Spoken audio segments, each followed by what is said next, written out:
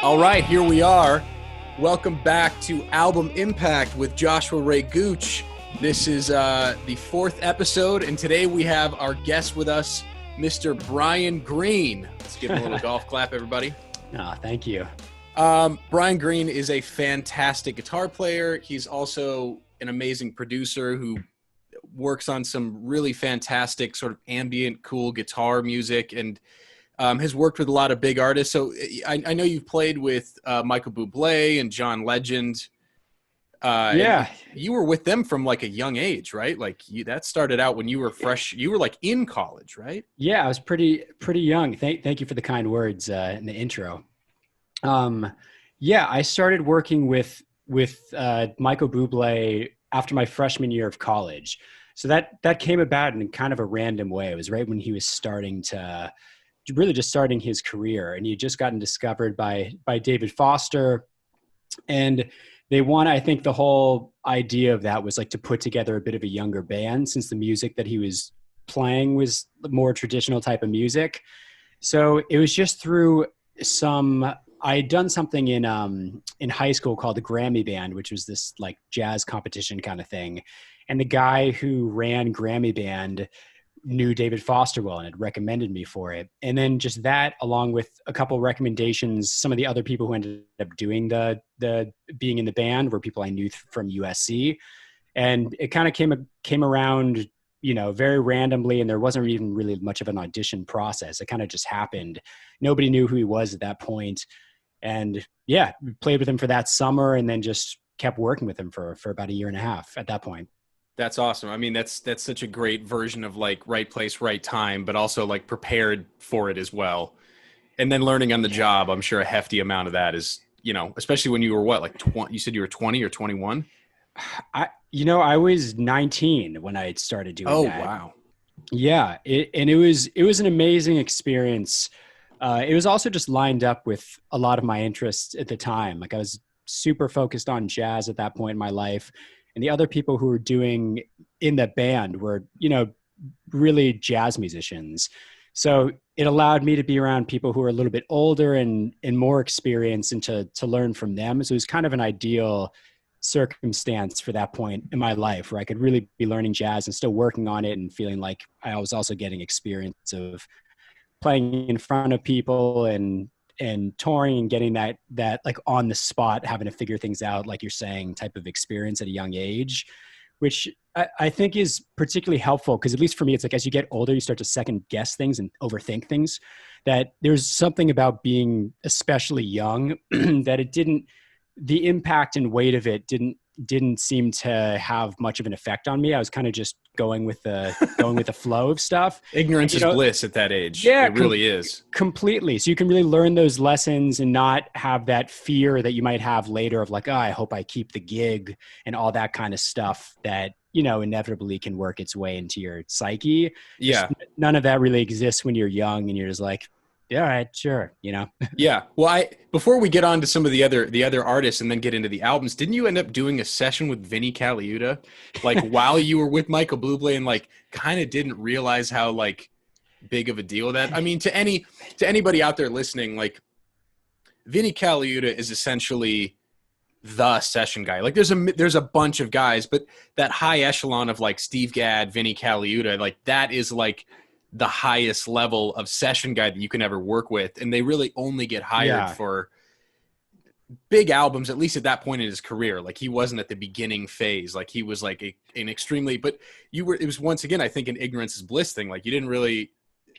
Yeah, it's totally true. Like I would have been much more nervous about that, even probably like now, working Sure. with people like that. But yeah, I didn't really, I had heard his name before, but you're also just you're like a little more cocky when you're younger, that you don't understand like the idea that someone who's older and has put in a lot more time, like you kind of see yourself at the same level as them when you're younger, and then you get a little older and then you see like, oh God, these people are, amazing, and there's so much I have to learn. But at least for me, like when I was a little bit young, I'm making myself sound like a total prick when I was like 19, but like beating up like teenagers in the street. You're like, dude, I just had a session with Michael Buble. Yeah, get out of here. Exactly. That's the best way to not get beaten up, is to tell somebody that you just had a session with Buble. But it was really nice too, because David Foster, who was producing all the stuff at the time, he gave me a lot of opportunities with that. And I think he saw something in me and felt that I was up for the task to do some of the records too.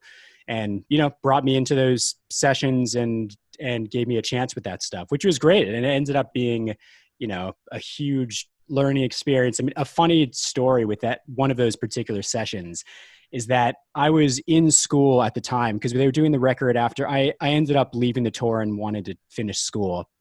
And the record they were doing as I was in school. So I had to, when we did one of those recording sessions with Vinnie and I forget who else was playing on it, but I had to miss an introduction to recording class at USC to do this session, and actually got David Foster to write me a note as to an excused absence for the session that I was doing to miss that class. Which is kind of like a hilarious, experience. That's an amazing note to hand into your teacher and be like, "Sup, bro? Check this out." Ever heard of him? Yeah, good, completely. And it sounds like that aligns with your 19-year-old mentality of just like, "Sup, bro?" And then you like sit on your you like sit on top of your desk like Breakfast Club type shit. Completely, completely. And then you went on to play with John Legend, and now you're playing with Rufus Wainwright, but you also work a lot with Pomplamoose and Scary Pockets, both as a performer, but also as somebody that works on the production side. And that seems to be sort of a big part of your life, along with TV and film stuff. So that sort of rounds out the Brian Green world there. Like you're really like moving around. You're also making solo records, which I highly recommend and we'll put in the show notes that people check out. Your most recent record, which is actually kind of how I ended up like finding out like I had heard your name, and that's sort of how we met. I met you at a show, but I had listened to that record and was like, dude, this is really fantastic. Sort of like Brian Eno, Daniel Lanois-esque, but with your own sort of like jazz bent on everything, which I think is really rad. Thanks, man. I really appreciate that. Wait, sorry. What was there a question? No, so I wanted to round out like where people were at, like with your career. You're currently working with Rufus Wainwright. The fact that coronavirus came kind of really screwed up a lot of that stuff, but you've still been doing TV stuff and prepping for that through Corona times. Yeah. So it's, I'm sure as a lot of the people, in music too, it's like you kind of end up doing a bunch of different things. It seems less common now that, at least with my experience and a lot of the people that I know, that you can find one, more limited sphere of whatever or one more limited lane and only do that. With the exception of maybe people who are just touring like with an artist that tours all the time and they're happy just doing that as like a career, just being a career touring, musician with one artist or something. But yeah, for me, production and that side of things, whether it's songwriting, has been something I've been interested in for a long time. Like I was in bands a lot when I was younger and always loved the idea of just putting together music more holistically and thinking like beyond just guitar. So, I feel like I'm at my happiest when I'm doing different types of projects. Like some of them are more guitar focused, some of them are more production focused. And it's all just for people at a high level, like people who are, serious about what they're doing and bringing, talent and intention to it. It's good. It just keeps you on your toes, and they all start to feed into each other, at least with my experience. It's like coming up with good guitar parts, is essentially like producing and producing like drum tracks is still figuring out rhythms that can help with guitar. So it all ends up being, just one big umbrella the more I do it. Yeah. And the interesting thing is the two records that you chose, which we're going to hop into here in a second, I think perfectly exemplify those different sides of Brian Green and like what you're interested in. So let's actually hop into that. So Yeah. Brian's 2 records that he chose they're just fantastic. And one of the records I was a little bit familiar with, one of them I was not at all. So the 2 records that you chose are Milton Nascimento's Clube de Esquina, which, by the way, I'm going to prep everybody as we're going to be talking about a Brazilian record. There's going to be a lot of very poorly translated and spoken Portuguese throughout the day. So I want everybody to just sort of prep your brains. Yeah, I still have no idea how to pronounce the album name, but that sounds... I think Clube de Esquina, if somebody write me and tell me how much of an ass clown I am and that it's completely incorrect. But that's a fantastic record that we're going to get into. And then the other record is Charlie Parker's Charlie Parker with Strings, which I was a little bit familiar with, but really dove in and is absolutely beautiful record. So I think let's start with Milton's record. Let's dive into this record. So this record came out in 1972. Yeah. It was, I believe, the 3rd album released by Milton Nascimento. And the record literally describes this corner club that he and his friends would play on in Brazil. Yeah. And we can sort of get into that, but I want to first talk about, like, where did you find this record? Like, at what point in your development as a musician did this record come into being? And how familiar were you with Brazilian music once you discovered this record? Was this the first record, or was it sort of in a string? Yeah, it's I discovered this record actually from another great guitar player, Anthony Wilson in LA. And I used to take lessons from Anthony, and I feel like he told me about this probably in a lesson when it must have been like 15 years ago or something, when I was in my early 20s.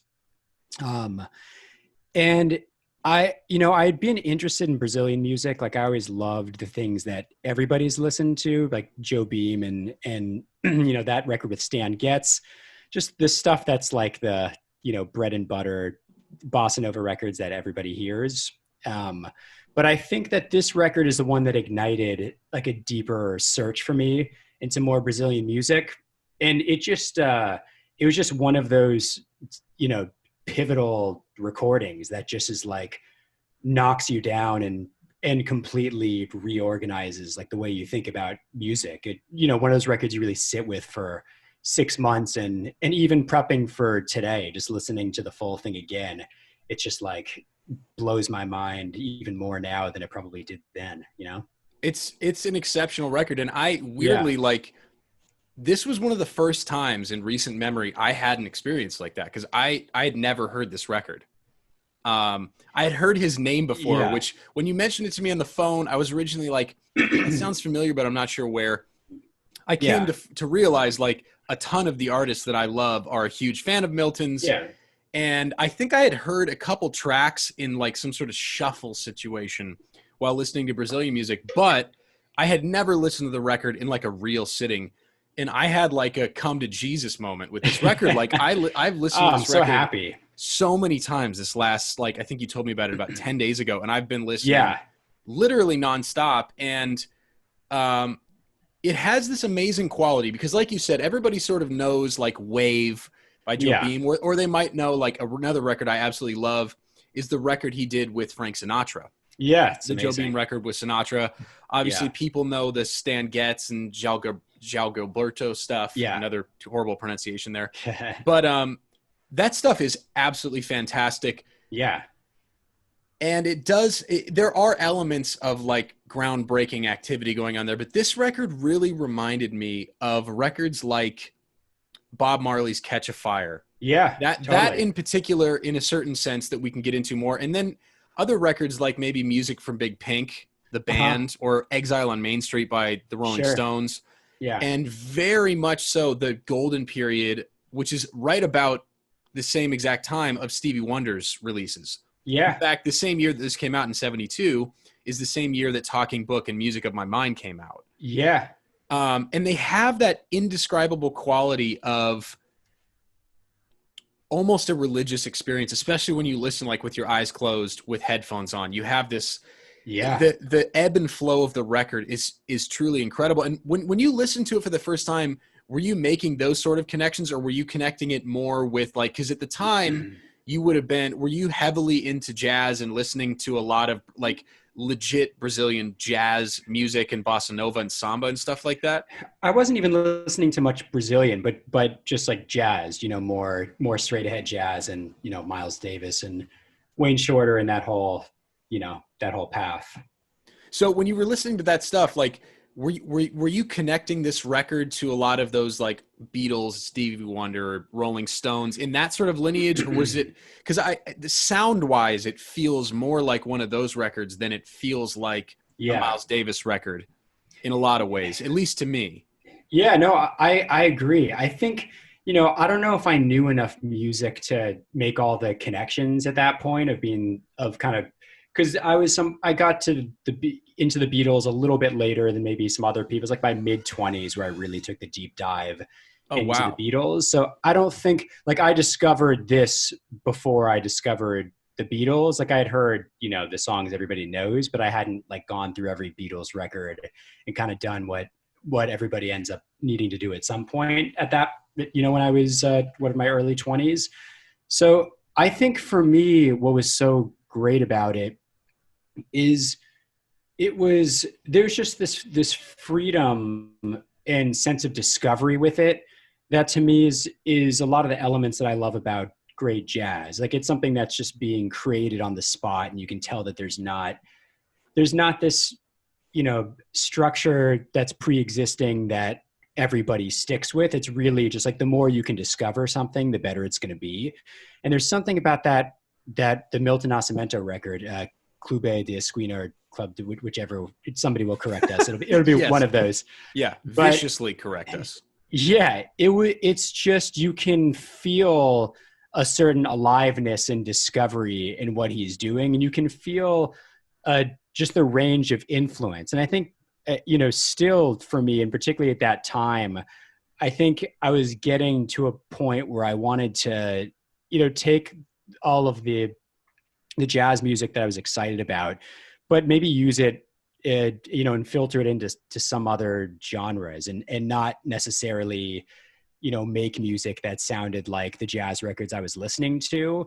And I think that, he's really one of the best examples of somebody who you can just feel all of the different music that he listened to and the different influences, yet none of it is derivative at all. It's kind of just like all comes out as something that's newly discovered and original. And I think there's something about that I could feel, where you can feel the depth of it. There's something for me about being in music school in general, and particularly with like jazz and classical music. It's easy to get into that, snobby place where it's like only technical jazz or classical is great art, and everything else is kind of somewhat less than. And I think there's something that just immediately struck me about this record, that it's like, this is as hip as anything like you'll ever hear, but it's also done in a way where it's like super accessible, and a lot of the music that I love that wasn't jazz was in there. So it's almost like a permission structure to like go down a totally different rabbit hole for me when I was starting to crave that, Absolutely. And to me, that's the connection back to the Stevie Wonder thing, which is like, like they're smuggling in a level of sophistication that the listener is not aware of at all. Yeah. I'm particularly talking about non-musicians. Like, you don't listen to Stevie Wonder records and be like, too many jazz chords pass. Like, you know what I mean? Like, he writes music that people understand at a deep and intrinsic level. And I really feel like, even though Inner Visions came out a year later, I remember the first time I heard Inner Visions. Yeah. And I had a similar reaction to this record, which is like, my ears have so many places to go, and they never get bored at all as I'm listening. And every time I listen, I'm finding new stuff. I'm also hearing these sort of extensions and chords that are clearly jazz, taken from the jazz world.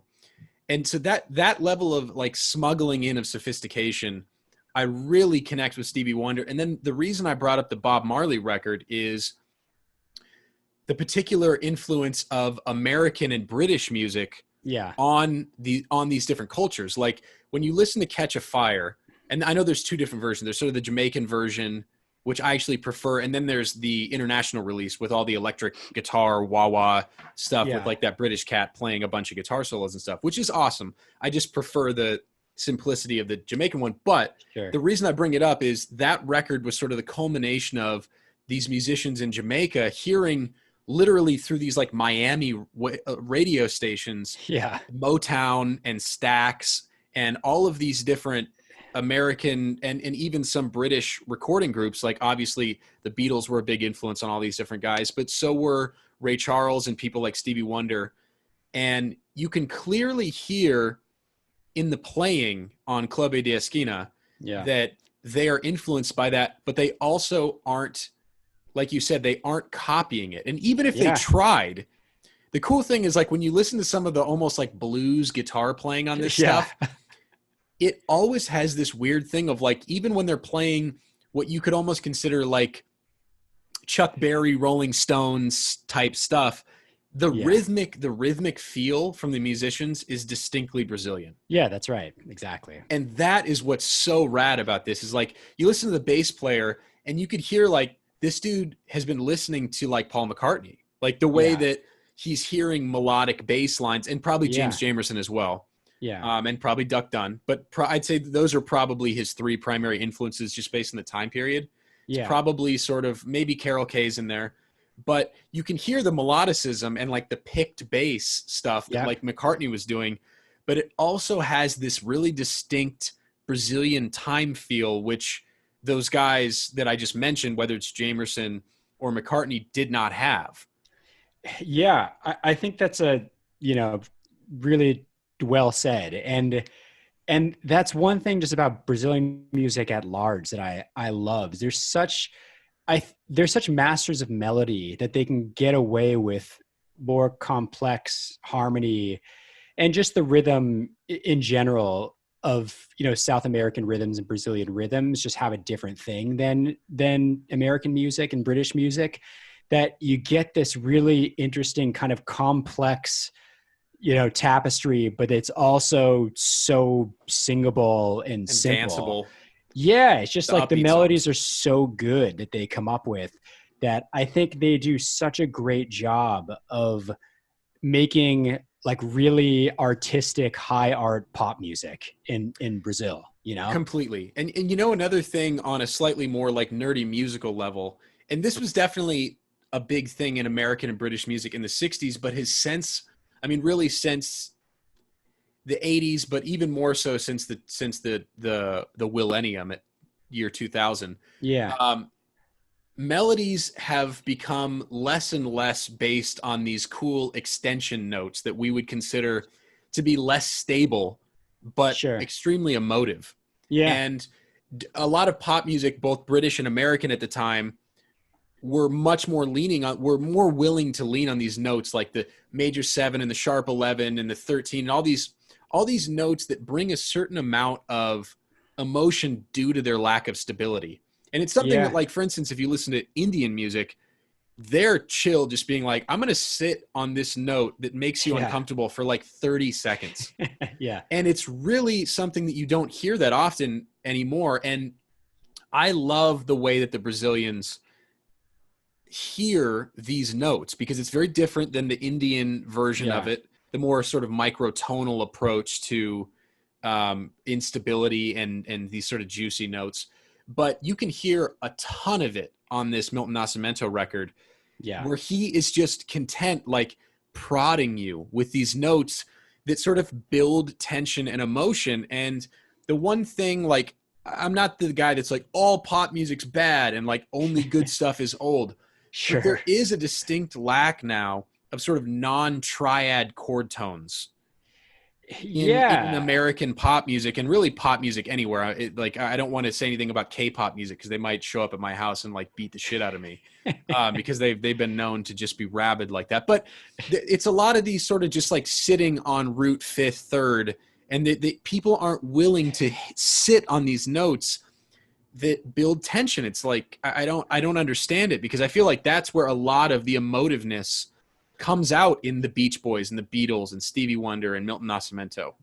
Yeah, I totally agree. I mean, I don't, I'm assuming that part of that is just the time too when those records were made. Like the impression that I get is like the 60s and 70s, a lot, especially, 70s, a lot of music that was being made, the goal was to push boundaries. It's like that's what made a record cool, and was the idea of like going into a record. It's like, how do we make something that sounds like nothing else, and how do we, kind of shock the listener and bring them on a different journey. Where, I think, at least within pop music, it's it's such a industry in a lot of ways now that I think you almost have a lot of a lot of elements pulling you in the opposite direction, where like if you do something that's kind of jarring, especially melodically, people would tell you to tame it down because it might be, too experimental for an audience. That I think you have forces almost pushing you in the opposite direction with a lot of pop music today, even though there's some things that are great that come out. But I think I'm imagining that just the ethos behind it is pretty different. It is, and You you and I know? have been in those rooms, and that's sort of the exact kind of Yeah. feedback that you get. It's really unfortunate. And once again, I know how old I'm just gonna start wearing one of those like really terrible like SNL like old man wigs where you like because it's this weird thing like you said, songs do sneak through the cracks, and production. I'd say a lot Yeah. of the pop stuff that's coming out now, the more interesting stuff is on the production end. It's not the song. Yeah. It's almost all like, oh, like I'll hear something and be like, oh, that was a really interesting production choice. Yeah. Rarely do I hear songs where I'm like, that was a really interesting melodic choice. Yeah. And I think like usually the more interesting choices like come from artists who are also like heavily involved with creating their music. And I feel like it's always been like that to some extent. Like you might have an outside producer, but whether it's like the Beach Boys or the Beatles or David Bowie, it's like these people weren't just on the sideline while somebody was producing their record. It's like They're they're, intimately involved in every yeah, aspect, is choosing the musicians, the studio, and all. Yeah, I yeah, think that has a lot to do with it. I completely agree. And in fact, now that you bring that up, let's talk about some of the artists that Milton has influenced, because I think a lot of the people that maybe don't know Milton Nascimento's music, they definitely know some of the people that he's influenced. Now, yeah, on the more pop end, we can get into the jazz spectrum because he's actually had a big influence on a lot of jazz musicians as well.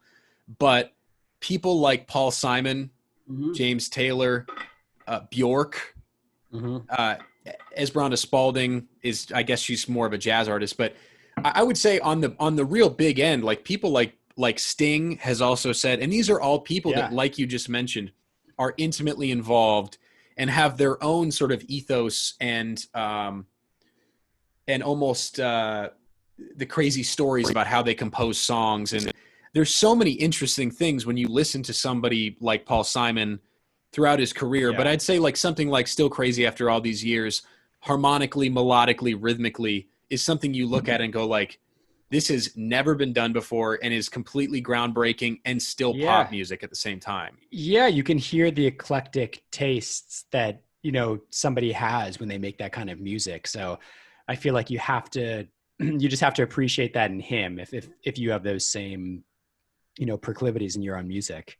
Yeah, and I think now that I've heard this record, I think I can hear some of the influence. Now, I don't know if he specifically was listening to this record, but for instance, the next year after this record came out, my favorite Paul Simon record came out, There Uh-huh. Goes Rhyme and Simon. Yeah, And some of the world music, this is obviously pre when he really, really got into world music later on, sure. but I can hear some of this sort of Brazilian rhythmic influence on, for instance, that record that came out a year Yeah. later. Now he could have been getting that information from other places, but it certainly seems like this record was having a direct influence on pop artists that were releasing music in the direct. I mean, because people forget now that like a record could literally come out and 6 months later, a record could come out that's completely influenced by this other thing that just came out. Yeah, it completely. I think that it was such a different time of the way people absorb music that I feel like these records are probably a lot more monumental. Like when something came out that was that good, people probably sat with it a lot longer because there just weren't as many records coming out, and there weren't, a bunch of recommendations. If you're looking through something on Spotify, it's like it's very easy to just go down a rabbit hole and you end up Completely. somewhere far away from where you started. But you imagine like when these kind of monumental records come out, people probably sat with them for months and really absorbed them. And probably listen to them almost exclusively to a certain Yeah. extent. I think that sort of limitation is healthy. And as much as I love streaming services and like obviously not the payment structure, that's a whole nother conversation, but the actual Yeah. functionality of it is fantastic. I mean, the fact that you could tell me about this record and I could immediately pull it up and listen to it Yeah. is great. But there is absolutely something to be said about the limitations of having a small record collection. Yeah. I mean, even when you talk to somebody that was extremely influenced by Milton Nascimento, or you read interviews with Pat Metheny, he's like, Yeah. dude, I had like 2 Wes Montgomery records. Yeah. You know what I mean? Like now I'm very much a completist. I love to like listen to the entire career of people, but even Pat was like, dude, I had like 2 records and I just learned them absolutely front to back. And there Yeah. is something to be said about a lot of the musicians of this era, probably at least when they were teenagers, having record collections of like 10 or 20 records. And that's it. Mm-hmm. I totally agree. I mean, it takes a lot to fully absorb and understand. There's very few records that I could feel like I know every part that like every musician's playing on the record. Like it takes a ton of listening to do that. So there's a lot of mileage to get out of, not that many records if they're the right records. I mean, Pat Yeah. Metheny is such a good example of somebody you can really draw a line from like Milton Nascimento's music, especially when you listen to on this record. Like one of my favorite things about this record is how even just like a structure of some of the songs, it has this different kind of structure where it's not like a normal, like ABA, like verse, chorus, Totally. verse, Yep. chorus kind of thing. And they'll just have this song will be like this giant build that goes into this crazy instrumental jam or something at the end. And it's just so cool. And a lot of those instrumental sections, you can just hear like Pat Metheny, a lot of like where he's getting some of his, not in a rip-offy kind of way, but you can Absolutely, though. totally tell, like, because Pat Metheny has a really original sound too. But Yeah. you can hear like, this is like some of, what he was listening to probably. I absolutely. I think of all of the current guitar players, and if you want to get more specific, jazz guitar players, Yeah. he is probably the one that has internalized Brazilian music better than anybody. Yeah. It's still distinctly he has a distinctly American sound, Yeah. and there's a lot of Americana and sort of like pentatonics in Pat Metheny's playing, but there is also a deep influence, and you could tell. I mean, he covers Joe Beam songs and João Gilberto songs all the time. Yeah. And I mean, he made a record with Milton Nascimento. Yeah. And I wish I had a chance to listen to it, because I went through a lot of records listening to Milton's music this last like 10 days. And I didn't get a chance to listen to it because I was trying to internalize this and listen to more of his solo music. But no worries. there's clearly a deep influence on Pat. And you could hear it harmonically in Pat's solo music, where he's making these sort of like pop jazz records, but you can tell that Pat's not pulling from like the Kenny G world of smooth jazz. Yeah. And I think it's very clear that he actually despises Kenny G, and it's actually very publicized that he's just like, yo, F that guy, which that's a whole nother conversation. Pat's a very outspoken guy. Sure. But it's definitely something that Pat is very outward about his love for this music, and that is actually influenced his sort of smoother, if you want to call it that, when he's not playing like real straight ahead jazz. Yeah. I think he's pulling melodically more from this than anything else. Yeah. Or it's definitely a big part of, the lineage of where that stuff came from, because it's just so melodically driven. And like you're saying, like it has some of the adjectives maybe that would cross over to more like smooth jazz, yet it doesn't have any of those trappings and avoids like any of the negativity that sometimes the staleness of that music has, And there's such a negative view, not negative, but cheesy view of bossa nova now, because there's been so much terrible, cheesy bossa nova made since the 60s. But like when you listen to any of those 60s Brazilian artists, it's not cheesy. And when you listen to the samba and bossa nova influence on this record, it's never cheesy either. It's such a fine line, man, because I'm guilty of, like, I walk into a hotel and hear a bossa nova beat and I'm like, cool, this hotel is like trying to be like, we're worldly. And it's just like, so it just stinks of this guy that's like not cool being like, isn't this fun? And like, we're bringing in like other ethnicities, cultures. And it's just like, okay, bro, like it gives off that vibe of like some guy that you're just like, stop smiling. You're totally. What's wrong with your face? Like, like the second he turns around, it's just like cold, dead eyes. Yeah. That's the vibe I get of a lot of the like hotel bossa nova. And it's just amazing that this stuff is so devoid of that effect while still having very similar rhythms. And it's just astounding to me how much difference the vibe of a given time and a studio and a group of musicians can have on the same beat.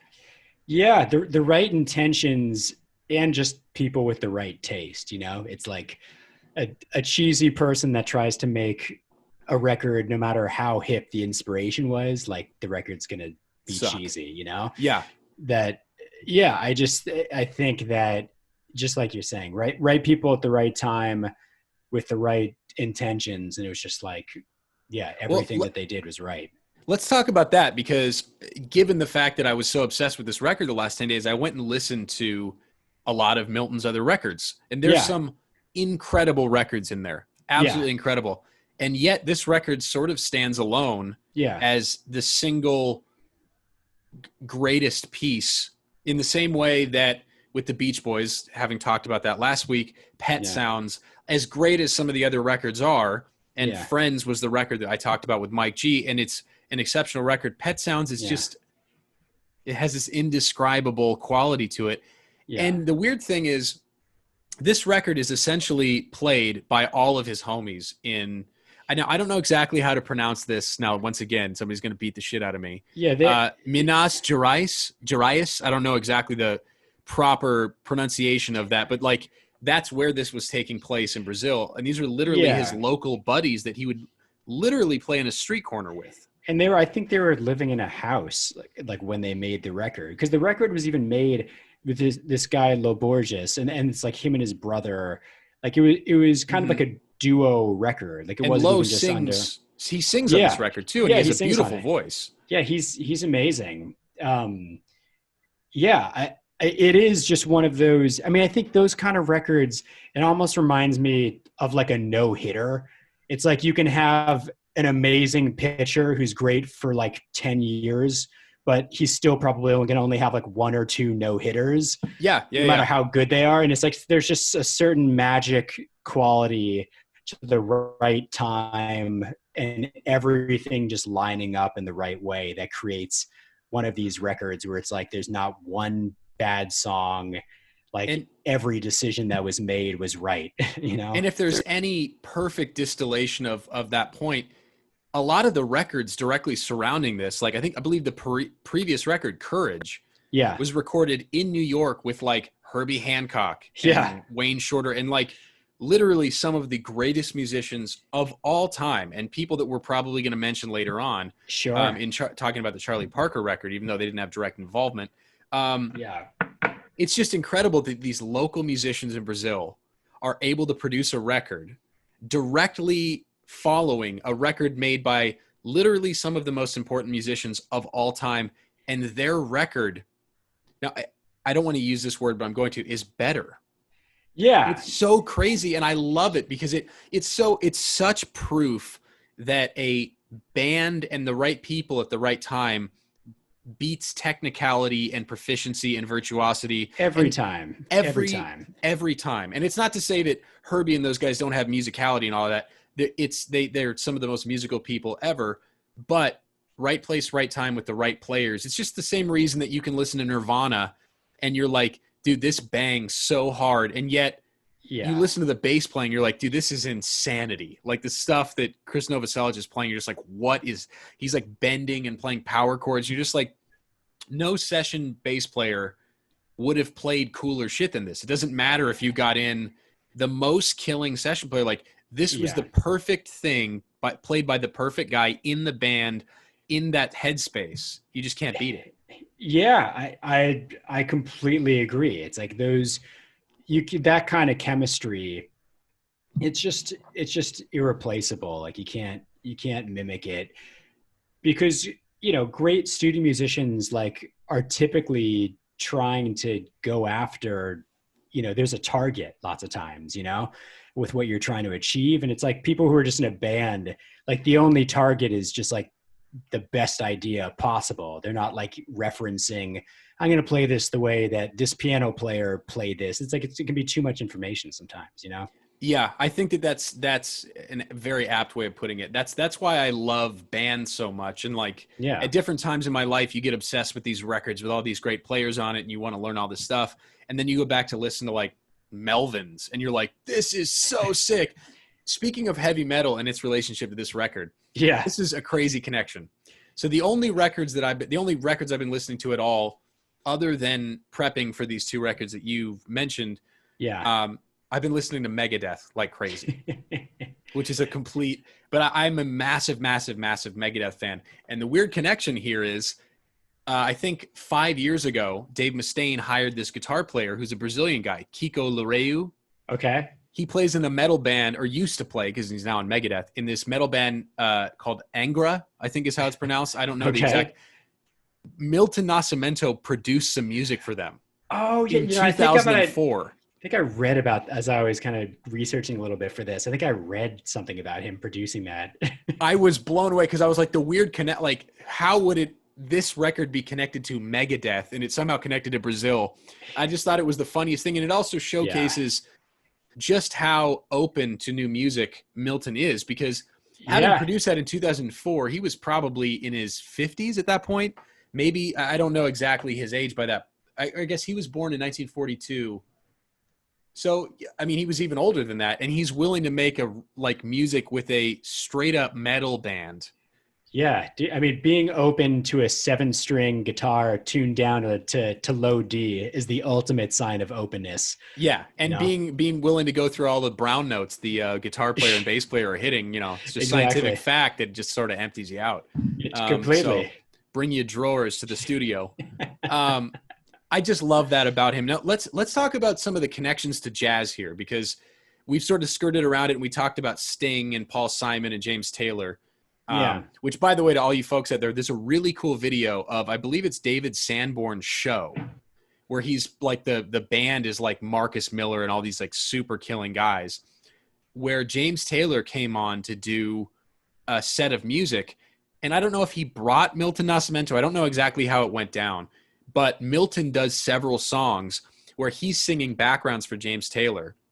Wow. And James Taylor is then singing in Portuguese backgrounds, like a 2-part harmony on Milton's songs. And it's really special. It's a very cool performance. It's on YouTube, so people go check that out. I think it's a really interesting sort of collaboration happening on American television. And I think it's the perfect way to introduce Milton to the American audience, that a lot of people didn't know who he was. And James Taylor's like, yo, this guy is like the shit. Yeah. And people in Brazil, he is as big as I am here, if not bigger. Yeah. No, he's a superstar there. He's like one of the biggest people on the planet ever. Yeah. It's fantastic. But the way that a lot of American, particularly musicians, but popular music at large to a certain extent, was through the record he did with Wayne Shorter, Native Dancer, that came out 2 years after this record. And it seems like, from my reading, like that was really how people came back to Clube de Esquina, was they heard him on this Wayne Shorter record that had Herbie Hancock, a lot of these other people. And it has some like funk songs and some world beats and sort of Brazilian stuff. Had you heard that record at this point at all, or did you eventually go find that record?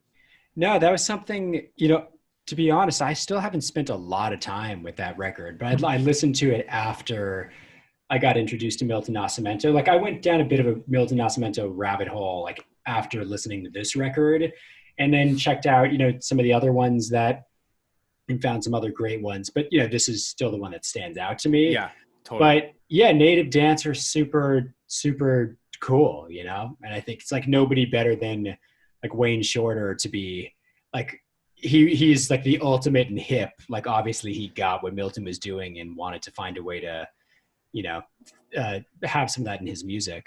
Yeah, and both Wayne Shorter and Herbie were such a great they were both really great at bridging into pop culture. Like obviously Wayne played on like Steely Dan records and he like crushes it on that. He never plays like overly jazzy. And on this Native Dancer record that Milton's a part of, like it's all just so tasteful. So I really highly recommend that people check out that record. Wayne clearly has a deep love for Milton because as I was searching through YouTube videos, there is a ton of YouTube videos of them playing together throughout the years. Yeah, it seems like they've done a lot and have a real bond. Yeah, I'm really curious. I would love to talk with Wayne about that because he was clearly heavily influenced and played a big part in bridging that gap. But I just love that he was willing to bring in this guy that in the States really nobody had heard of. It really speaks to Wayne's ability to translate that style of music and also translate a Brazilian artist into an American sphere, Yeah, absolutely. I mean, it's like you think about how much more just confidence you have to have in your own ears even to, it's like, it's one thing to get turned on to a record when a bunch of great people tell you that you need to listen to something, but it just shows like Wayne Shorter's ability to just hear something and automatically realize that he's hearing like, something that's total magic. Yeah, I completely agree. Well, before we move on to the next record, because I actually think that exact statement of somebody being able to move into a new style and genre just on the spot is very applicable to Charlie Parker, who we're going to be talking about next. Is there anything else that you want to mention as far as like favorite songs, it could even be like favorite sections of that record, anything at all? When somebody goes to check this record out, what do you tell somebody to go to first? What's the Brian Green recommendation, stamp of approval? Yeah, I mean, it's kind of an anticlimactic answer. Like I think the first song is actually like great on this record. So good. It's so good. And it's just the whole record it's really like an Abbey Road kind of album. It's like from start to finish. And that's what struck me as I was listening to it again in preparation for this. It's like, there's just not a dull moment on the whole thing. It's just really like, ebb and flow of these peaks and valleys with it that are so good. I mean, let me see what I wrote down, because there were a couple parts that stood out to me. Let's see here. Yeah, there are a couple songs. I think one of the best things about this record are these builds, just the way that he plays with structure, and will kind of do for 3 minutes this long subtle build into this amazing instrumental section at the end. And there are two songs, they're actually like one after another. One called I'm going to do my best to pronounce it, Dos Cruces or Cruces, and one called Girasol de For do Seu Cabello. Oh wow, you dove into that. Sorry to whoever. I just really took the plunge. Well, Portuguese is an extremely difficult language to give us a little bit of a, like if these were Spanish titles, I think you and I could get through it without feeling too much embarrassment. But Portuguese is, well, actually, now that we're on that subject, as you gave it your best shot, which I applaud. I think Portuguese might be my favorite. Obviously English, I can understand the lyrics, so there's something great about that. But I think Portuguese might be my favorite language to hear music sung in. It's such a beautiful, it has all the best parts of Spanish and sort of like, I know it's not French, but it has that sort of like seductive quality that you get. I know they're both Romance languages, but the seductive quality that you get, like listening to like Serge Gainsbourg. I know he just wants to like plow though. Like that dude like knew that's like, that was his goal, but there's that real seductive quality. And then there's also the sort of emotionality and longing that you get from Spanish. And it feels like this perfect encapsulation of both of those things in one language. Yeah, I'm with you. It just lends itself to being sung in lyrics. It's really soft and impactful and romantic. It's just kind of has all of the, the right elements. It's Yeah. great. Well, let's say those titles one more, but our recommendation, I think both of us are recommending listen front to back, because this record does function like an Abbey Road or an Inner Visions or something like that, where you do get the most out of it listening front to back. It might not be a concept record like Dark Side of the Moon, but it still is a record that I think is best listened to like from front to back. But as your Brian Green highlights, just one more time so people can hear those. Yeah, I think Dos Cruces would be my guess. And here's the biggie. Yeah, let's go for it. Girasol da for do seu cabello. I think somebody can figure it out. They can. Somebody can look for the one with a long title. I think that's a great place to end. Well, I want to speak on. I'm just very glad that you picked this record, because this. Oh man, this was like a real mind melting moment for me, where I was like, yeah, I am a big fan of a lot of those Brazilian artists, but this one sort of really changed my view of, like, I'd never heard a Brazilian record other than maybe Wave. Yeah, that had this sort of like Abbey Road type feel to it that this record has. That was like, oh, this is an absolute not only an all-time great, but having that sort of front to back quality to it. I'm so glad, man. Yeah, I mean, it's one of those few records that you kind of know if you give it to somebody who's, really into music, and they're just gonna flip over it. It's just, it's exciting to have records like that in your back pocket. Completely. Now, this other record we're going to move into is the exact opposite, where super music freaks for years scoffed at this record. And I think those people are a-holes. Let's get into it. Charlie Parker with Strings. This record came out in 1950 on, I think it was Clef Records, but that eventually became Verve Records. So it's sort of viewed in the long run as being a Verve record. This record was completely annihilated by a lot of people outside the mainstream at the time, because this was essentially the first time a real jazz artist. Now, there had been Gershwin, who had included sort of jazz-influenced music and strings before this. But up until this point, there'd been a couple tracks that had come out, and I believe there was a track called Repetition that he recorded with let me make sure I've got that here, because I want to get this correct. He had recorded a song called Repetition with Neil Hefti's orchestra in 1947. Okay. There had been little moments of this, but there'd never been. Well, also, there weren't really records at this time, which is something we'll get into. There weren't LPs really at all. There was some EPs, but almost entirely sort of 78s. But so there'd been singles recorded in this fashion, but really never had been, nobody had dove into it like this. So we're going to get into a lot of that, but before we get into all the specifics of the record, because there's actually a really cool history with this record, and some of the sort of politics of how he got it made are very interesting. But now I think we're going to really dive into the jazz world. When did you hear about this record, and where were you in your musical development when you heard this record, and who told you about it? Yeah, so this record was one of the first records that I bought when I got into jazz. And it was recommended to me from a guitar teacher, who's this iconic guitar teacher, Ted Green, who I used to study with in Los Angeles. And he's, one of the greatest guitar players and just musicians that I've ever been around. And it was one of our first lessons. And this was right when I'd been playing guitar for a while. So I knew my way around the guitar pretty well, but was really just starting to get interested and excited about wanting to learn jazz. And it was in one of our first lessons, and it was just like, kind of asking him, like, what are the records that I need to have? And I think it was this in a Wes Montgomery album that he'd recommended. Full House or something. Movin' West was the record. Oh, okay. Which is another one of my favorites. And I think there is a Coltrane record too, but this is one of the first ones that I got.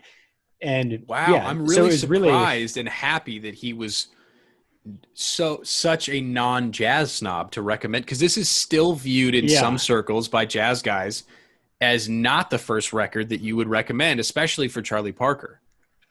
Yeah, it's, I mean, Ted had insane ears and was very not, he just wasn't a snob in general. Like, he was somebody who was always about all different types of music. But yeah, I think he probably, trying to get into his head with things. Like, my guess is he probably understood that somebody starting to listen to jazz, like recommending, something where people were taking like extended 20-minute saxophone solos would be, kind of turn me off at this point. And there's probably something about how this is packaged in like 2.5, 3-minute songs where he's taking like, 2 choruses, if that, on a song, but it's just like perfectly structured solos. That in a lot of ways, it's like the ultimate learning guide as you're starting to get into jazz, because it's showing you how to construct a solo perfectly in like a minute, Absolutely. And Which it is also, amazing. in addition to that, it is a much higher recording quality than a lot of the Charlie Parker stuff that exists out there. Now, Yeah. people have remastered and remixed things, and they've tightened up a lot of that over the years. But Yeah. there, a lot of the so let's talk about this. The primary sort of like meat and potatoes of Charlie Parker's discography are the Savoy and Dial sessions. Dial, exactly. Yeah. That's sort of like, so there was a musician strike in 42 to 44. So a lot of the early bebop era stuff wasn't recorded because there was literally a strike going on. And that was really an extremely important time in the development of bebop in particular. Yeah. And so by the time they came out of that, some of the Charlie Parker stuff had been really formed in the clubs, and then he goes into record. But the problem with the Savoy and Dial stuff is the recording quality is kind of shit. Yeah, it can be pretty shitty, It's unbelievable playing, and I think it's Yeah. absolutely the most necessary place to understand bebop. I think if you're like, I want to understand what bebop is, if you go and listen to the Charlie Parker Savoy and Dial sessions, like, it's all there, and you can hear its development from roughly like 44, 45 up until close to these recordings in like 1949 and 1950. Yeah, absolutely. And then you've got a bunch of live records by Charlie Parker that people love, like the Massey Hall and Town Hall recordings. But I think that this record in particular is such great recording quality. And like you said, it's a condensed version of this is what it sounds like to play jazz extremely well. And it's not as bebop influenced as a lot of his other stuff. But like you said, it's how to construct a jazz solo and how to play with great time and great feel. It's all there on this record. Absolutely. And I think, it's funny how you're talking about jazz purists sometimes look down on this record. I think it's one of the shortcomings of just a lot of jazz enthusiasts and sometimes the community in general is that like you think about other genres of music, because like the Beatles is a great example of they made records that were much more accessible, and they made some records that were, a bit more out there, like Abbey Road or something. But, if somebody loves like Rubber Soul, like that's their favorite Beatles record, nobody's like, dude, jive, you're super lame. But like for whatever I reason, do that, but just to be an asshole.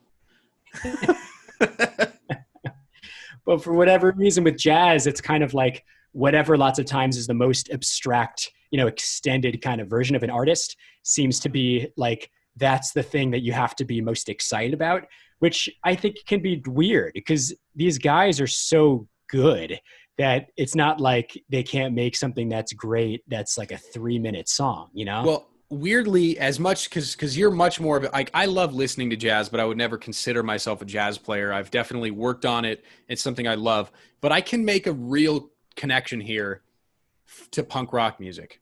Yeah. Because I grew up in the subculture of skate and punk rock. Yeah. And it's weirdly similar to jazz purists. Yeah. You know what I'm saying? Like, if you listen to Green Day or anything that's on the poppier side of the punk world, if you get like a real like punk kid that listens to like GBH and like Black Flag, they're like, the kid that listens to Green Day is a fucking poser and he sucks and let's beat him up. Sure. It's not, and even stuff like Rancid, like bands that started out as a little bit more maybe traditional, sort of like thrashier, really harder punk rock, Yeah. started to verge into the pop world and had a ton of success with like, And There Come the Wolves. If you say you like that record to somebody that's really into the, the Attics and like the Descendants, they think it sucks and it's lame. Yeah. And it's eerily similar to the jazz world. And so like, as you're talking, I'm like, I get that vibe, because like when I was younger, I had to like hide the fact almost when I was in like middle school that I liked Rancid records and like NoFX and even like Green Day records and very early on, like even poppier punk stuff like Blink-182. Sure. And, I don't even Good Charlotte or whatever. And it's very similar. Maybe it's not based around the playing, but really the jazz thing's not based around playing either. It's an aesthetic thing. Yeah, it can be an aesthetic thing.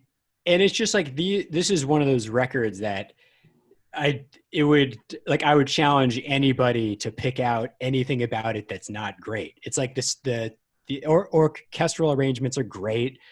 It's like the playing is unbelievable. Like, sure, it's different. You're not going to get the interaction with a band that you get when you're listening to just a quartet, or the 5-minute rhythm solos section are not there. But like you said, like that's, especially when you're first getting into jazz or when you're playing jazz for a non-jazz musician, that's exactly what you want. Completely. Right? Completely. And I think, from reading about it, like Charlie Parker always wanted to do a record like this. I think like he was interested in these sounds. It's not like it was a total like commercial power move of like, let's try and get this guy on the radio. So let's do this record. Like he was into doing this kind of record. Not only was he into it, he was actively prodding Norman Granz to do this. Yeah. Like he was bothering him. And he kept saying like, I don't think strings swing, was what Norman would tell him. And he wouldn't. So it was literally the exact opposite of what people almost, and I get it. I think nowadays there are so many times when people, I talked about this with Mike last week, strings are such a like easy way. It's like a emotion hack, right? It's like, oh, we're doing a performance at the Grammys. Let's put this like rap artist or this like totally like BS pop artist with strings, and now this song is going to make people cry. And it's like a cheat. It's like a fucking Tony Hawk Pro Skater cheat code to like get people to feel emotion from a song that's like not good. And this was the exact opposite experience. So completely. I get people sort of like immediate, like, oh, it must've been the label coming in. And the one thing this does say about the label, and from reading about it, was these sessions cost a lot more to do string sessions. So it really showed Verge's belief in Charlie Parker as an artist to be like, we actually are willing to put this much effort and time and money into an artist that is essentially a subculture artist at the time. And wasn't it Norman, because Norman Granz, wasn't he the label owner? Because I know he started Verve. Didn't he start Clef too? I think so, maybe, but he also worked on the production end. He was the... Yeah, I know he was the producer also, but I'm wondering whether it was also his label. I'm not totally I do believe you're right. Apparently, there's a little bit of sort of infighting about how this all actually went down from having read about it. But either way, it was Charlie Parker pushing for this, and I believe, and that actually makes sense. I'm losing you a little bit. Hello, you there? Hello. Yeah, there we go. You're cutting out. There we go. Yeah, you're cutting out a little bit. Okay, I think we got it fixed. Okay, I think we're back. I think you're right. I think he was working at the label because that was probably why he was the one telling Bird, like, I don't want to do this. This doesn't swing. This isn't going to be happening. Sure. And weirdly enough, like this was such a dream for Charlie. The story that I read, and I don't know if this came directly from Norman, but the first time that they set the session up, so the people, the musicians that were the string orchestra were people from the NBC Orchestra and the New York City Philharmonic. So it was sort of a mix of those two things. And Bird walks in and literally is like, this is too much, man, and left. And they couldn't find him for like a week. Like Norman was, I mean, this is the most like obvious thing in the world, but there's no cell phones. There's no way to get a hold of this guy. Sure. and they literally could not find him. And I believe Norman found him like on the street a week later, and they rescheduled the session. And he like a junkie at the time? Like, wasn't he doing a ton of Oh yeah, he heroin was like then? a mess. And this Yeah. gets into the whole like Charlie Parker was a rough guy. Like Yeah. from every story that I've read, like he made some very bad decisions for his family, and like that's a whole nother. And he was clearly like an absolute junkie and had been institutionalized for mental health. The guy had an enormous amount of problems. Sure. And I believe, yeah, he left and was like on heroin and like just totally effed up. But the crazy thing is he comes back in once they set up these sessions and plays so beautifully. And he has gone down as saying his favorite solo and playing he ever did was on the opening track of this record, Just Friends. That's like that's probably my favorite recording on this album. Yeah. I think you're right. I think that is, and he also made Summertime not lame. Completely. Which that song is usually a song that like every theater kid sings, and I'm just like, shut up. Dude, totally. I mean, it's so good. Like his version of just the vibe that exudes from this record. It's incredible. But I think amazing. just Friends could go down as like one of his top 3 greatest solos of all time. I'm with you. Do you now, given the fact that you were getting into jazz, you were working with Ted Green, who I hope people understand just how much of unfortunately he's passed away, but how much of a legend Ted Green is in the guitar world, and especially the lesson world and the solo guitar world. He's really seen as like, I would say as far as solo electric guitar, it's Joe Pass and Ted Green. Yeah. They're the two guys. And I would put Ted in like a completely even upper level. I completely agree. I put Ted in a whole nother sphere. But as far as popularity of like the two people you think of when you hear like electric solo guitar, those are the two guys that immediately pop into your head. Okay. Did you go and learn any of this stuff? Like, did you learn Just Friends on guitar? Yeah. So I spent a lot of time with this record transcribing the solos. This one particularly, works well transcribed on the guitar. And, this was one of the, like a major record for me in starting to learn how to play bebop at that age. So like I learned Just Friends and then quite a few of the solos off of this one. And they're great for learning because they were short too. So it wasn't one of these things that like, you're going to have to spend 6 months transcribing a solo. Like it was like 1 or 2 choruses. You were like writing them out. Yeah. So I was writing them out and learning how to play them. So for me, this was like a very formative time in like learning, how to read and write music. And then also just like understanding about, bebop, I think one of the things, and I don't even consider myself like a bebop player at this point or particularly, great at it, but I think it's one of the best ways to learn in improvisation, like how voice leading works is so much of bebop is just about, connecting chords together and voice leading. And it was an amazing record to work on a lot for that kind of stuff. Cause it just instills the right types of resolutions and voice leading just in your head, Yeah. Is there anything else even more specific than that you can say that you picked up, whether it was like octave displacement type stuff, which he does a lot of? What is there anything that you can hear in your playing? Maybe we'll break it up into 2 different things in jazz. And then what have you been able to take from transcribing these? So you just cut out. Oh, I think we're back. Oh, you're just, are we back? Okay. Yeah. Ask that question again, because you cut out a little.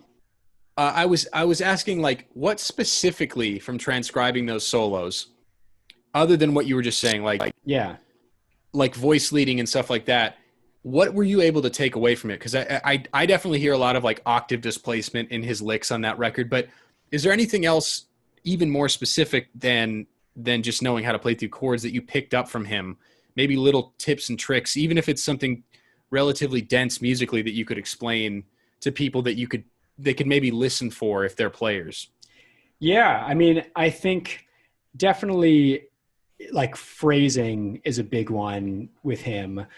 And bebop phrasing is a unique thing because lots of times it's a different kind of phrasing than like blues guitar phrasing where somebody just puts out a line and then you let it sit and then you kind of answer it and let it sit. It's very much like more of a steady stream of, of notes and ideas that are happening. But just where the accents happen, the way his rhythm is, like the pocket of the way he plays and the way he feels swing, I think that's one of the hardest things learning jazz in general for people, is just getting something to feel like proper swing and not have it feel kind of hokey and, like overly manipulated. And he has just this real smoothness to his phrasing and the way that he feels swing, and can still play with like an orchestra where it's straight enough that it works with them, but it still has that like cool swing element to it. That, yeah, I think that a combination of that and just like understanding how he's using arpeggios, that's something, especially with playing with like jazz, there's a lot of arpeggios that people are using when they're playing through bebop. And that for me was like understanding how to play over different types of changes and chords and outlining chords with proper like melodies. I think that's kind of the biggest takeaway, probably, if I'd had to say, would be like how to outline chords properly when you have changes going on. Like, he's the king. And it's really ground zero for people to start with as far as learning jazz. Like, it's such a great place to go. And the other thing that's so fantastic is he doesn't get enough credit as somebody that swings really hard, because most of the bebop stuff is so burning, and it's very angular, right? Like bebop, unlike a lot of the swing jazz that came before, and then sort of the cool jazz and post-bop stuff after it, where it's a lot less angular. But bebop has that sort of a feel to it, and it can feel sort of jagged. But even when he's playing in that realm, he finds a way to swing that's especially difficult to do on such angular, jagged music. It's not as many people can do that. There's people that I think that can play over sort of 50s cool jazz stuff that can swing really hard, but if they played over bebop, that same swing wouldn't work. Yeah. I mean, I'm not sure that, like, for my ears, like, bebop's not the best feeling music usually. Like, I kind of, it's super impressive, and there's a lot of virtuosity and ability that goes into it. And I think like some of the best bebop players also ended up making some amazing records, but it's definitely overall like not my favorite music to listen to, like within jazz. It was kind of, it's intense, and like you're saying, it's kind of angular, and it's not like gentle or that approachable. Completely. Well, let's talk about this. Like, where did this record lead you? Because now you're working with Ted Green, because obviously you eventually made your way into like Joe Henderson and Wayne Shorter and Herbie and all these other cats that were sort of uniquely related to this, because Miles Davis was playing so much with Charlie Parker at this exact era, or sorry, not this, just before this, during the Savoy Dial stuff. What did this record enable you to get into eventually? Like, it seems like this was sort of like your gateway drug to getting into Herbie Hancock and Joe Henderson and these guys that were slightly next generation and definitely pushing the boundaries of like, yeah, we're going to play arpeggios, but from a chord that we're not playing over right now. Sure. You know what I'm saying? Yeah. Like, it sort of takes things to the next step. And so how did this record sort of lay the groundwork for that? I think it was just like bebop to me is a lot of like fundamentals. It's kind of the building block of playing over changes, and like all of jazz, you know, that's the common theme. Like, you have to be able to typically like play over changes. I think that like bebop is kind of where I started. So listening to Charlie Parker, then I got into Sonny Stitt and Clifford Brown and some of these other guys that were really like in the bebop, vein of things. And then like at that point, I think I got more into guitar players for a little bit. So it was like Wes Montgomery and like Wes, and even at that point, like Kurt Rosenwinkel and some of these other kind of like more Bill Frisell and Pat Metheny. So there's definitely a while that like, I think I started off within jazz listening to those saxophone players and horn players. And then I think that led me into like jazz guitar players. And then Yeah. from jazz guitar players, I just got into like jazz as a whole, you know? It's so important to have that. Like, I know for me, somebody like AC/DC and Led Zeppelin were the gateway Yeah. to blues players for me. Yeah. And like, you just slowly make your way either backwards or forwards, depending on where you start. Yeah. It sounds like with this, you sort of started at the beginning of, or not the beginning of jazz, but I would say that bebop's probably considered the beginning of modern jazz, right? It's like sort of like Yeah. first step away from jazz as a dance music. Yeah, totally. And it's so interesting to find out how people find their way into this stuff. Cause sometimes people start much later. Like I probably started with like Stevie Ray Vaughan and AC/DC and made my way backwards. Where weirdly with jazz, I think probably the reason for that in jazz is because of the complexity of the music that came after bebop.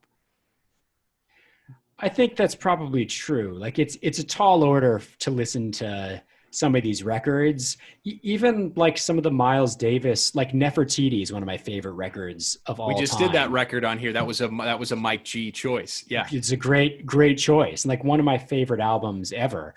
But like, I remember listening to that the first time I heard it and I remember liking it, but it was like, there's just so much stuff I just couldn't understand at all that it was like, I couldn't really appreciate it or want to listen to it as much as I did later. And then you put on Kind of Blue and very similarly to Charlie Parker with Strings, you're like, oh, this makes sense to me. Completely. This makes sense. Like I remember as somebody that wasn't listening to jazz at all, hearing Kind of Blue and having a similar reaction to you with this record where I was like, yeah, oh, this makes sense to me. Like actually, I'm not listening to this begrudgingly because I feel like I have to. Totally. There's some music, like I'm sure all of us have this where we're like, I'm supposed to like this. And it might just be that my brain's not ready for it. So I'm going to keep putting it on. And then you really do eventually find a love for it. I think the same thing goes with food. Like how many foods do you eat? And it's like, people are like, it's an acquired taste. And then 6 months later, I mean, I'm a matcha fanatic. The first time I had matcha, I was like, this is chalk. Why would I eat this or drink this? Like, was the first time you had it when we had matcha at Bluestone Lane? Was that dude, we had the worst matcha ever. It was literally like, that was like, you know what? That was sort of a throwback to the first time I had it. Even the first time I had it was in Japan and it was good matcha. I just like wasn't prepared for it.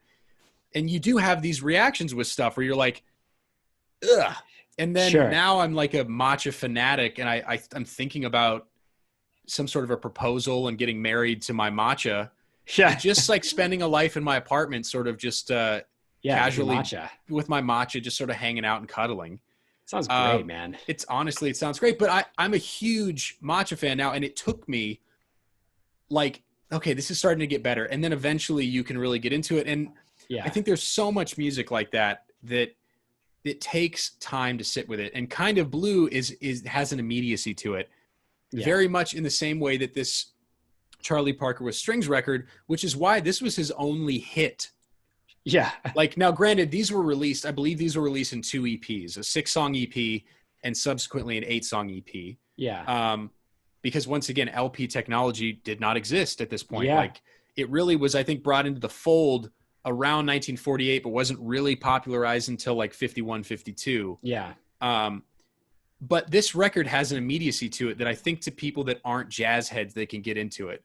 I still think it's important to check out records like Nefertiti to dip your toes in and to realize what you could get into, because I do think there is so much to gain from being able to get your mind prepared for something like Nefertiti that's more dense. Oh yeah. Yeah, completely. Yeah. And those records are incredible, Nefertiti, but I think there is a certain there was, at least for me, like a certain learning curve where you just have to understand like a little bit of the language and how it works before you start listening to Tony Williams and like not hearing where one is for, 5 minutes. Dude, I completely agree. Well, when you brought this back to Ted, did you say anything to Ted about like, dude, this shit just changed my life? Like, did he notice how big of an impact? Like, did you have an enthusiasm about this record when you went in after listening to it the first time? Or was it sort of a gradual bleeding into yourself? I think it was probably more gradual. I think like at that point in my life, I was just much more into like learning about music and like taking the lessons away from it more than emotionally connecting necessarily. Like, I think this is a record that I emotionally connect to more now than when I first heard it. I think initially it was kind of just like, oh, this is something that like my teacher gave to me and I need to learn. Sure. And I knew I liked it, but it was more like later where I was like, could really just appreciate it without thinking about like needing to learn about it, need to study it. I think that completely makes sense. We always have to get to, I don't know if this is a criticism. Yeah. But the one thing I think that could have made this record better is having Max Roach on drums instead of Buddy Rich. Not that Buddy Rich sucks, and I know there's a lot of drummers out there that love him, but and to be honest, the drums were not heavily featured in this record. They're not like a bebop record where they're really like a big part of the sound. They're really in the background because there's a lot of information. There's horns and strings, and there's a whole bunch of stuff going on, piano and bass. And I think that it could have added a little bit extra because I just prefer Max Roach's drumming. I think he swings more. Yeah. I agree. I'm a bigger fan of Max Roach too. I think that he has more finesse in his playing.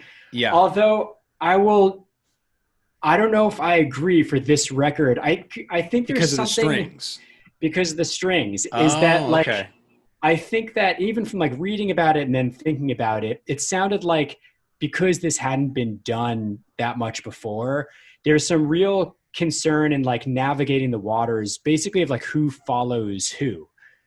Whether it's like follow the band or whether they're following the strings. I think that there may have been something good about having some giant fucking asshole who everybody was scared of, who might like shoot you if you don't follow his tempo. Yeah. Being the guy to kind of like, that's a great point.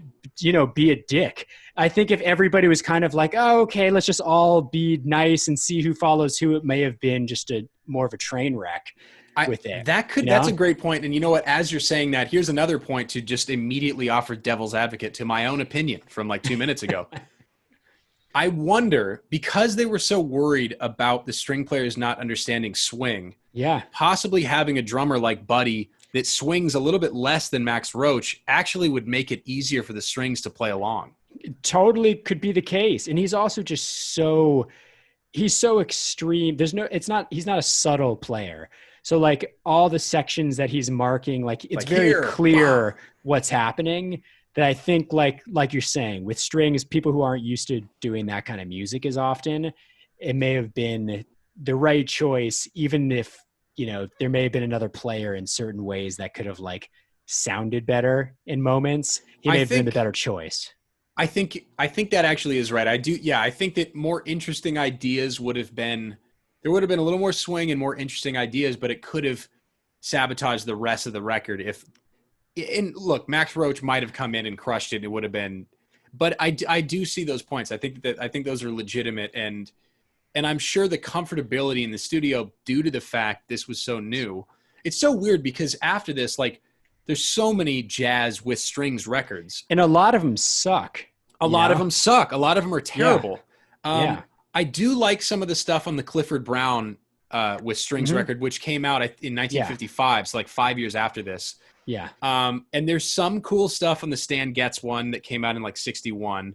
But I do think you're right. I think a lot of them suck butts because it is a difficult line to walk because, let's be honest, a lot of jazz musicians have not played with orchestras and vice versa.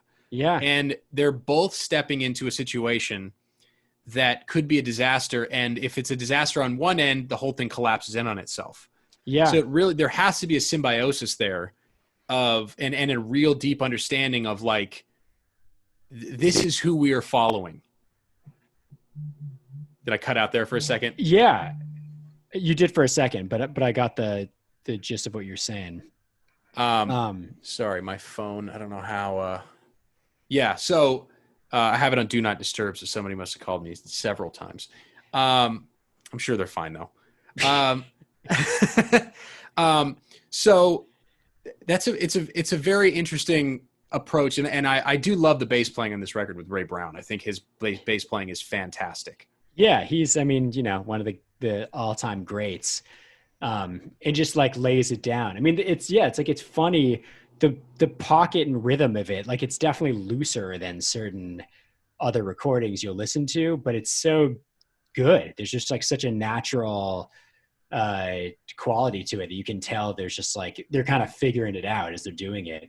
And just something about the way that the recording quality of it just like automatically takes you into this era, but it's not hokey at all. It has this very like Hollywood romantic quality in the best way possible, you know? I think the most important aspect is, like you said, the newness of it, I think, is what created the lack of hokiness, because it's not well-trod territory. Like, I think the problem with doing with strings now is that it's been so overdone. Yeah. The strings and the jazz musicians end up having too much of an idea of what they think it's going to be. Absolutely. Yeah. You can just like envision the person who's going to be listening, you know, to the record. Yeah. And they're not cool. No, they're not a cool guy. Let's be honest. Definitely not. Definitely not. Well, I love that. They're taking out from Panera Bread. They're on a Lazy Boy. and it's drinking just a boxed wine. Yeah, dude. Whoever listens to a lot of those With Strings records definitely has boxed wine and is drinking their wine out of like a plastic cup. Okay, I love this. And as far as jazz, like whenever I have jazz questions, especially for a guitar player, you're like the first guy that I call. So I'm really glad that you gave me this record, because although it didn't probably have the same impact that the Milton record had on me, I think it's because the Milton thing was so new. This was just a nice addition for me. Yeah. Because like you said, bebop is not my primary jazz listening experience. Yeah. Like, I do like it. I do want to know about it because I think it's an important aspect of American music. Sure. But I mean, I'll be honest, like my favorite stuff is usually like Miles' Birth of the Cool, the mid-50s Miles stuff, the first Bill Evans trio. Like, and I'm there with stuff you, man. Me too. Yeah. That's the stuff I love to put on. And and I think that without this record and records like this, those wouldn't exist. So I think that that's a good place to end. Before we end on this record, is there anything else that you would like to say about this record, and like maybe a follow-up record? Like, if somebody likes this record, what other like 2 jazz records would you put in this sort of early lineage of records that people should familiarize themselves with? Maybe outside of like Kind of Blue or the super obvious ones. Like, I mean, what would be another like sort of really just like, oh yeah, this is the record that everybody, or like the Stan Getz, João Gilberto record. That name's so hard for me to say. Yeah. What would be a couple other records in that sphere that are a nice like inroads for people? Yeah, like for people who are starting to get into jazz, meaning? Yeah, like maybe what is the next step of maybe something that's slightly more dense but still understandable to somebody that might have dug into this record and liked it? Yeah, I mean, I think, you know, like 50s Miles Davis quintet stuff is for me like a great logical next step. Like cool, like relaxing, cooking. Exactly. Like that whole series of records where it's like they're all totally listenable. It's not like super long, drawn out songs that get like extended and too technical. And they're playing like lots of familiar songs. They're like classic standards and stuff, but the playing is just so good. And I think like in terms of swing, like very few things feel as good as those records.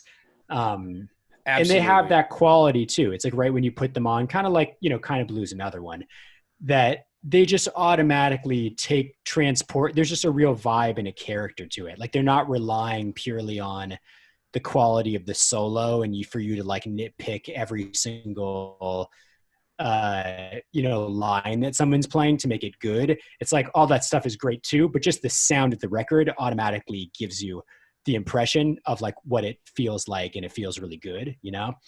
Those are great recommendations. Those are some of my favorite records ever. And also that Miles 1958, which was the later release. It's literally the Kind of Blue band. And there's not much that exists of that stuff. And I think that Miles Davis playing with Bill Evans, there's a reason that the single release that they ever did is the most popular and famous jazz record of all time. I think that Yeah. Bill Evans and Miles are an absolute magic combination. And so that 1958 record with like Stella by Starlight, like that's such a great version of that song. It's Yeah. fantastic. And On Green Dolphin Street, I think, is on Yeah. that. Yeah, it is. Yeah, it's a great, great record. Love it. Well, Brian, I want to thank you for being here. If I'm going Of to put course, it in the man. show notes, but where can people find you? Like, what's your social media handle? Like, what's your most recent record that came out? Is it available on the streaming apps? Just give us a breakdown. Yeah. So, I mean, these days, to be honest, like the easiest way to find me is probably just through Instagram, which is B Green Surfs, just SURFS is my handle on Instagram. And that's where like I'll, put up links to whatever I'm doing and stuff. I released a record, as you mentioned earlier, about a year ago called Impressions for Headphones, which is a instrumental record, like focused mostly on guitar, but just kind of like eclectic instrumental record kind of thing. It's fantastic. And the thing that I love about it is it doesn't scream guitar record, which like so many guitar records have that connotation. And the reason that record's so beautiful is you're using guitar as a means of expression, but not staking your whole life on everything being like, this is a guitar record. It's beautifully produced. The sounds on it are fantastic. The synthesizer analog synths you use are great. And the guitar tones are really interesting. And the looping that you had is very interesting. So I highly recommend people check that out and listen to it on headphones. It sounds amazing on headphones. Oh, thanks, man. Yeah. So that's the latest release I have. But if you just look up Brian Green on Spotify, I have some other records that are on there too. And then, just like random things that I'm producing from other people that they're all on my Instagram, I link to them. But yeah, I work with this group Pomplamoose quite a bit where I'll produce stuff for them and some solo artists. So yeah, just different things coming out. So you can follow me there and see everything I'm working on. Love it. Brian Green, thank you for being with us here. Of course, on man. Album Impact, which it's so weird. It's so weird having the actual name, but thanks for being on Album Impact. And I appreciate your time. And everybody go check out Brian's stuff and go check these records out. These are both unbelievable records. We've talked about them a lot, but I really, really hope that you'll put these on and have some of the same reactions that Brian had when he first heard him. And I heard him, in the last week and had sort of mind-melting experiences. So go check it out. All right. Thanks, everybody. Right on. All right.